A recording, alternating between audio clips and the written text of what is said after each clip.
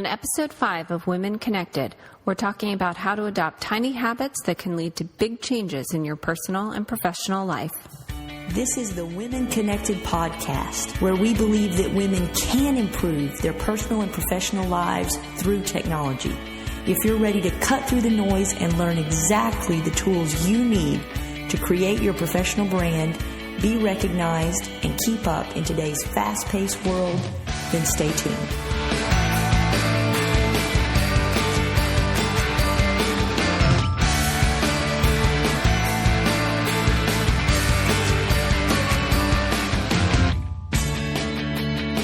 Welcome to the Women Connected podcast. I'm your host, Lisa Goodgame, Program Director at TBW, where we believe that women can improve their personal and professional lives through technology. Don't forget to check our website for the show notes for all of our podcast episodes. Just go to tbwconnect.com/category/podcast.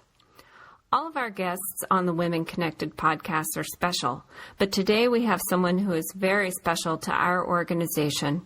Kendra Kinnison is the TBW current president, and she's been involved with TBW since she received a scholarship at the age of 17. Today I'm talking with her about her project, The Habit Chef, where she blogs and shares interviews and podcasts on entrepreneurship, health, leadership, physical fitness, parenting, and more. After struggling through a long, chaotic period, Kendra decided to make a change. Her goal was to create a life built on the concepts of purpose and freedom, and she developed a personal habit recipe to find a new, more balanced path. Today she writes about her own successful habits and loves to share the successful habits of others through the Master Chef Profile series on her blog. So Kendra, let's jump in. I can't wait to chat with you. Yeah, sounds great. Thank you. So I wanted to start first with this idea of becoming a habit chef and creating a recipe of habits that help you get things done. Can you talk a little bit about what that process is like? Sure. And you should know that it was, that concept was probably a decade in the making of iterating my own thoughts and processes and systems.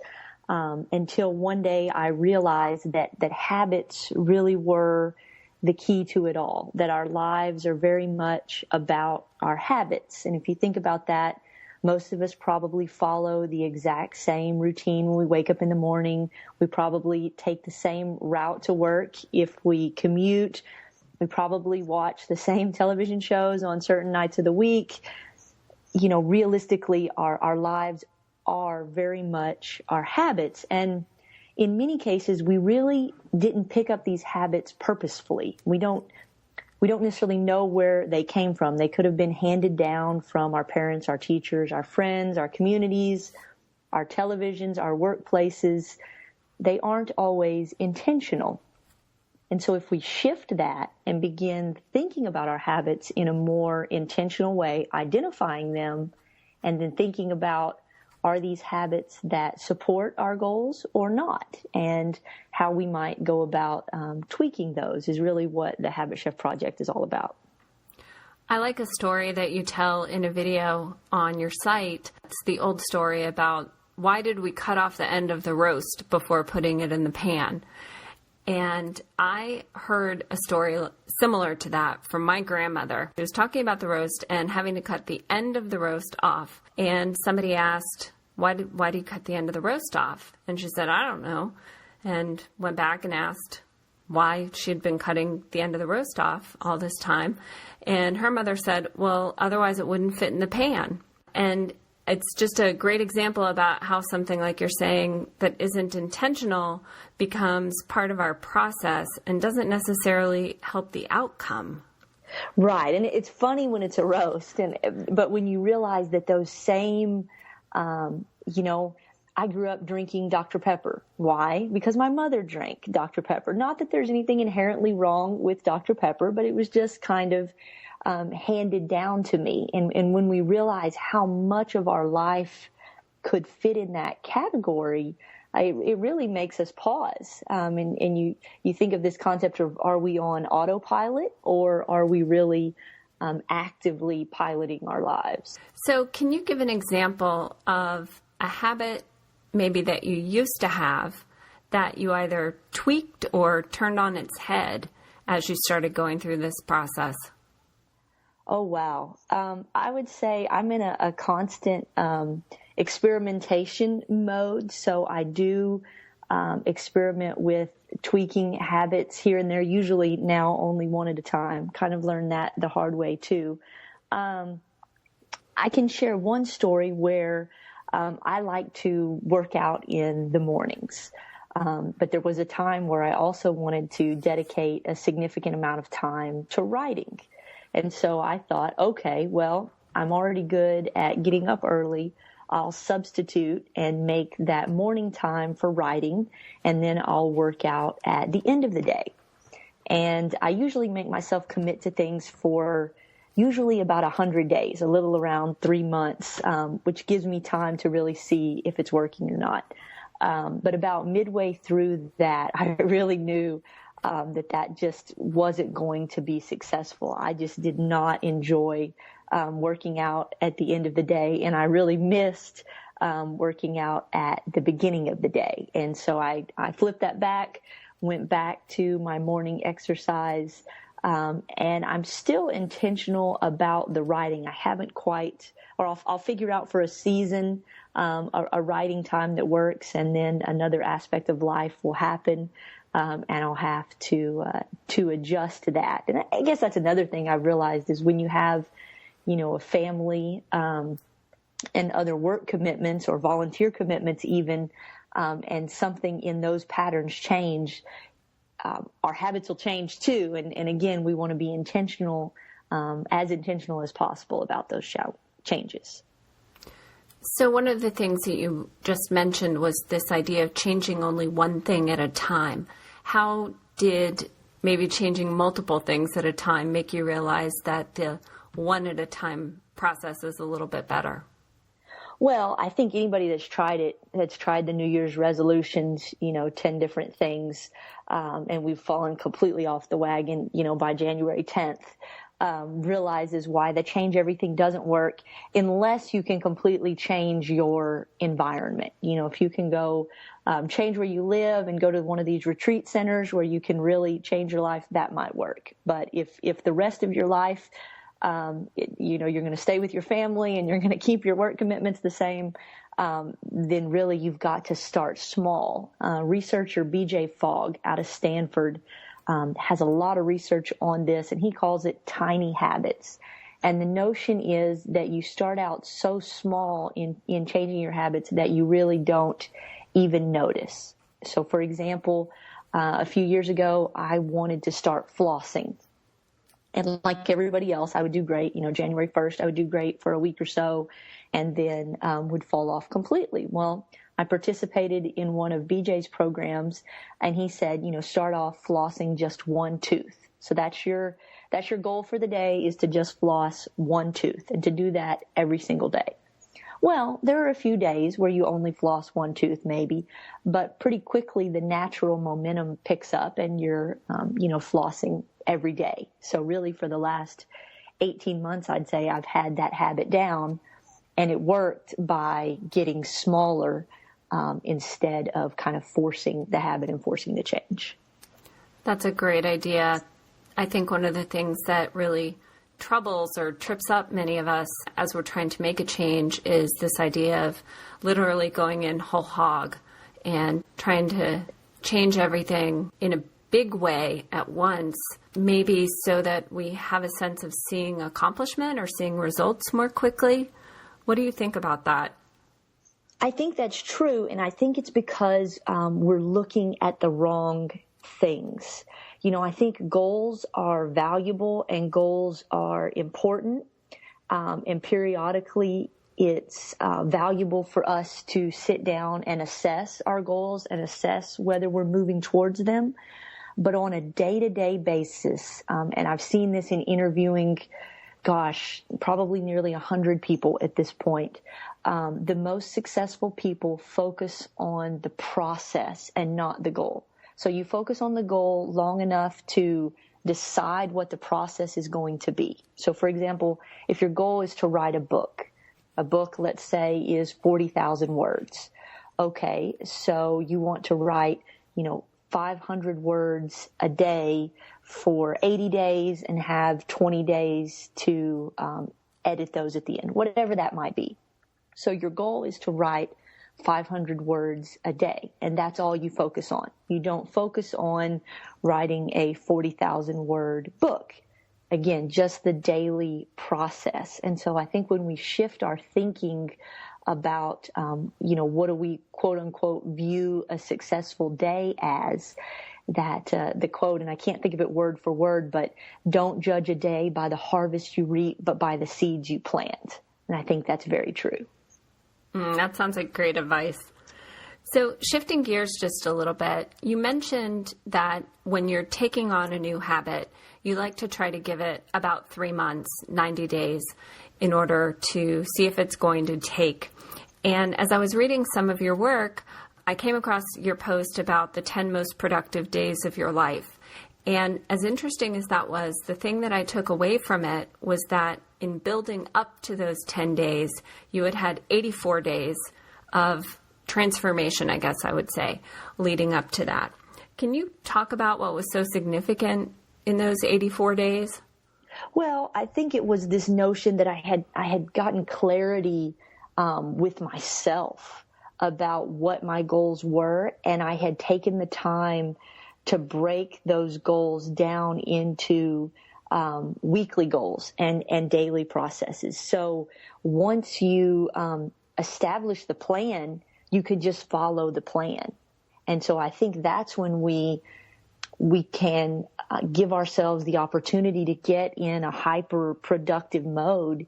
It's when we don't have to constantly assess the plan before we wake up each day and work. And so what I realized during that time period was that for those 10 days, I just basically got up and worked every single day. And the work was a little bit different each day, but the reason I could do that was because I had clarity in what work that needed to be. And again, it was this notion of, Stephen Pressfield calls it turning pro, which is you quit chasing a particular result and you trust in the systems that you've put in place in your life, which is a small distinction, but really very, very powerful when you apply it. So have you ever lived through a period of your life where your systems weren't working or you had systems that you couldn't trust? Oh, absolutely. And I still cycle through periods like that, usually when something changes. Anybody who knows me knows that my history with food is quite an epic battle, and many years ago led to some significant health troubles and significant weight gain. And I still, after that weight came off, there are still periods where I struggle. And so I know that that's an area of weakness, and I do my best to have reinforcements around that and plans for that, as opposed to just relying on willpower, for example, which is, at least in my research and in my experience, quite worthless. I think that finding ways to incorporate new habits, just for me, sometimes is such a challenge. I'll get started with it for a couple of days and then something changes, just like you're saying. And the pattern that you put in place or that you're trying to put in place doesn't stick. What kind of advice do you have for when you get to that, day 5, day 7, day 13, and something trips you up? How do you get back on the horse? Well, it's interesting you ask that question, and I think this is where technology can really support us. There's an excellent app called Lyft. It was first available on the iPhone. Now I think it's on all mobile platforms and a web-based version as well. But it is a fascinating combination of habit tracking that uses streaks and other kind of game-based motivation to keep you on track. It has a community where you can give what's called a prop, which is kind of like a virtual pat on the back. You can have friends.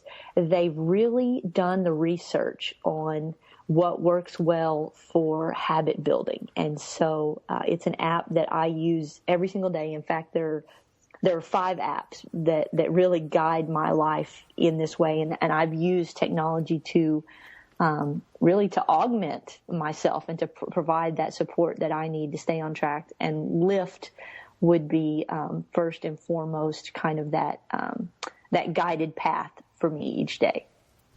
What are the other ones that you enjoy using? Well, for tasks, I use Remember the Milk, and there are probably hundreds of task management apps, but Remember the Milk I like for its simplicity. And Becky McCrae, who was, I think, episode 3 in our interviews, when I spoke with her many months ago, she talked about the importance of only picking 6 things to do each day and to decide those the night before. And Remember the Milk makes it very easy to do that and to move things around when our days get off track or change. I use Sunrise, which is basically just a calendar app that interfaces nicely with the Google Calendar. And then I use Evernote, which previous guests have talked about. I think about it really like a second brain. I know if something goes in Evernote, I won't forget it. And I pair an app called Drafts to send ideas to Evernote. So if you're about to go to bed and, have an idea cross your mind, I've got a little app called Drafts that I use to make a note of that and then send it on over to Evernote. I used to email myself, for example, those ideas, but then you're stuck, opening up your email right before bedtime, which is not the greatest of ideas. So Drafts allows me to capture those notes, send them over to Evernote, and be ready to look at them when I'm ready. That sounds like a great app. Does it work with other apps besides Evernote, or is it primarily connected to Evernote? I think it works with all kinds of things. That just happens. I saw, again, another person that I'd profiled, Brett Kelly, shared this particular system of using Drafts to send to Evernote, and it was just the tweak that I was looking for. It's so interesting how we've gone from our analog systems to our digital systems, then to apps, and now to all of these apps that even talk to each other. This is something that I'm just starting to explore, and so it's really exciting when I hear about things like Drafts from you, or Buffer from Farnoosh Brock, who was our interviewee last week, or If This Then That, which is something that Becky McCrae talked about. Do you think that this sort of new world of digital support is really changing the way that we do work and the way that we manage our personal lives? That's tough to say. I started working in 1996.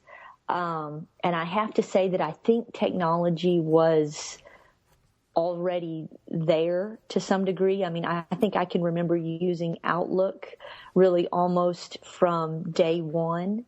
So I'll be honest and say that I don't necessarily remember a productive world where I wasn't able to use technology to kind of shore up the areas where I was weak.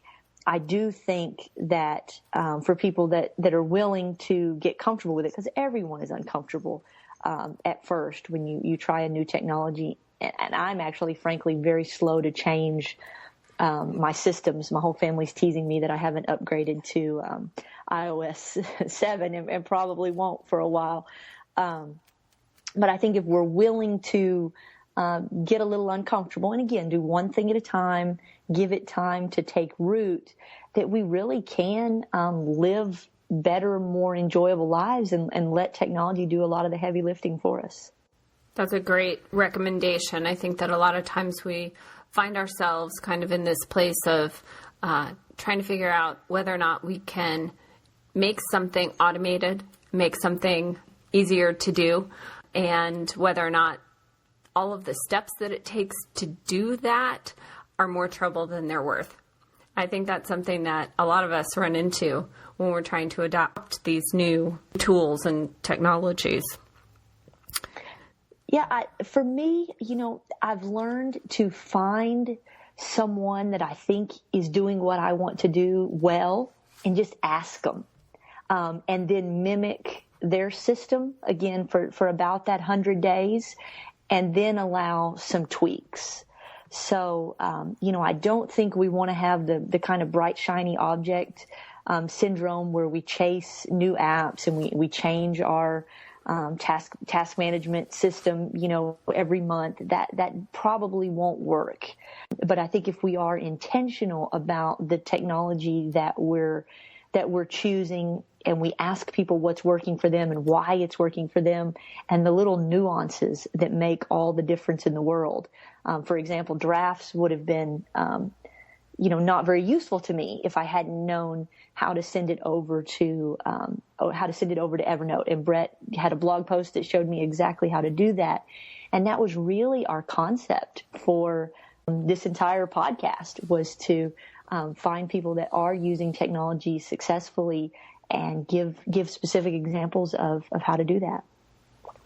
So you've talked a lot about some of the technology that you use to manage your daily life, your personal life, your tasks and things like that. Are there things that you use in the workplace that are different? Obviously, you're using things that are relevant to your profession, but are there different systems and different processes that you use in the workplace than you use to manage your sort of daily calendar and personal needs?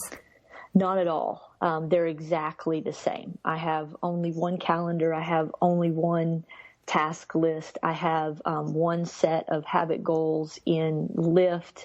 There was a time where I tried to kind of be a different person, at home and at work and that kind of thing. And for me, that kind of segmentation doesn't work. I have to look at my life as a whole and figure out the resources and tools and systems that allow me to operate as a whole human being. So what I need to work fits in a laptop bag, and I can do that work from my office at Port Royal, from my home office, from an airplane, frankly, anywhere that I can bring a laptop bag. That's amazing. I have to say, I'm not quite as organized as that, and I find myself scurrying around in the morning trying to find the right bits and pieces that I need to put into that laptop bag to get out of the house on time. So I think you need to be my mentor, and I need to look at all of the things that you're doing that are working and try to find a way to make them work for myself. Do exactly what you say you have done as you've built your systems and your habits. Well, in 2007, I had the opportunity to go to China on a work trip. And I'm kind of a minimalist, so I had one bag of clothes, and we were going to be there, I think, a couple of weeks. And so I had a bag of clothes, and then I had an entire bag of books and work stuff. And I didn't realize it, and I mean like a suitcase level bag. And I didn't realize it until I got there, sort of the craziness of that. And so that really motivated me, and that role required a lot of travel. And so that really motivated me to look back and see where technology could make that more feasible. The Kindle. I still like good old-fashioned books and check them out from the library all the time, and own plenty of them in both the print version and the Kindle version. But the Kindle app alone has got to be the single greatest invention that's probably improved my life. To really be able to take a library of books with us anywhere we go has certainly saved a lot of poundage from my shoulders when I'm traveling.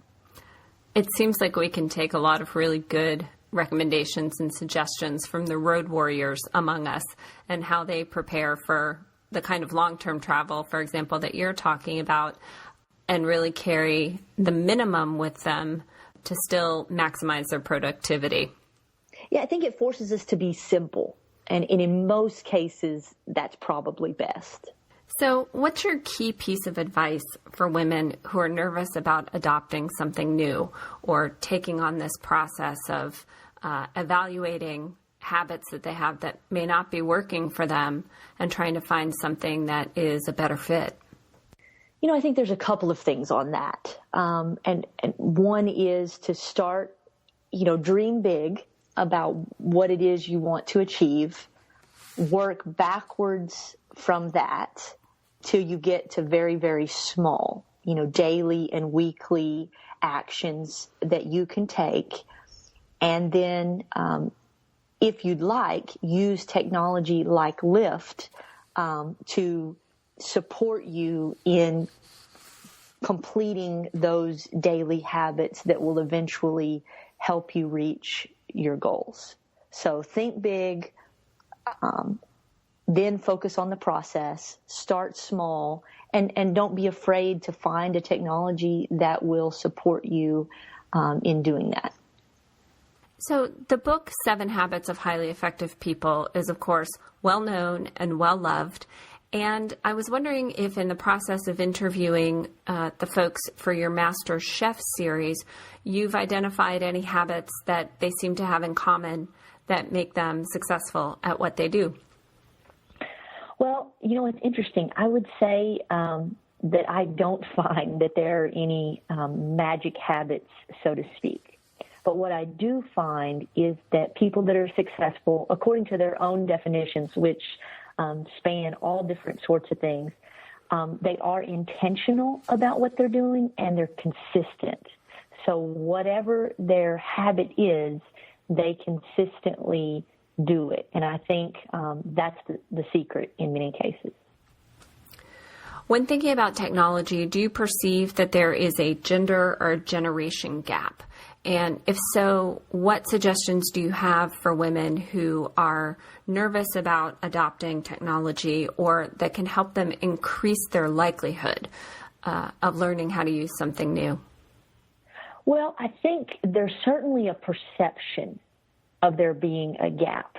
I'm not sure that there really is a gap that exists, but, they say perception is reality. So it's probably something that we need to address. I think the difference is in how we talk about the technology that we're using. I think some of the women that I've learned so much from that really are using technology in powerful ways, we do it as such second nature that you don't realize you're even using it in a powerful way, and we don't actively teach other people, say the women that are working with us, or men too, how to use the systems in an effective way. So I don't know that what we're actually doing is different, but the way we're communicating, I think, is different.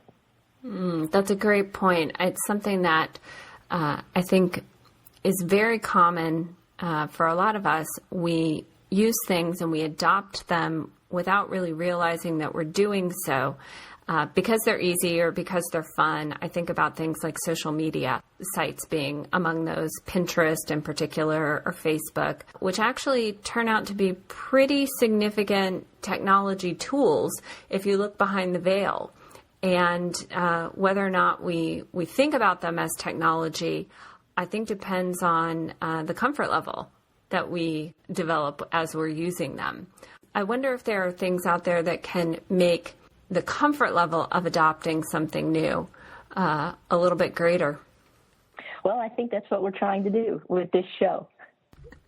I think that's a great point. So as we wrap up here, is there anything else you would like to share with our audience? I think my parting thought would be to give Lyft a try. There's probably, on my own podcast, I say every episode has what I call a key ingredient, and that's one thing that we can implement that will make a big difference quickly. And I think for anybody that's listened this far to the episode and is interested in this, the Lyft app would absolutely be the best key ingredient that I can think of. Well, that's a great recommendation, and we will be sure to include it in the show notes with information about Lyft and how to find it so that you can start adding it to your arsenal. Well, Kendra, thank you so much for joining us today. It's been really wonderful having you on the podcast. Thank you. It's been a lot of fun. The Women Connected podcast was brought to you by TBW and the TBPW Foundation, underwriter of many of our training and leadership development programs. For more information about TBW membership and our upcoming programs, please visit our website at tbwconnect.com. We hope you'll join us next time on Women Connected.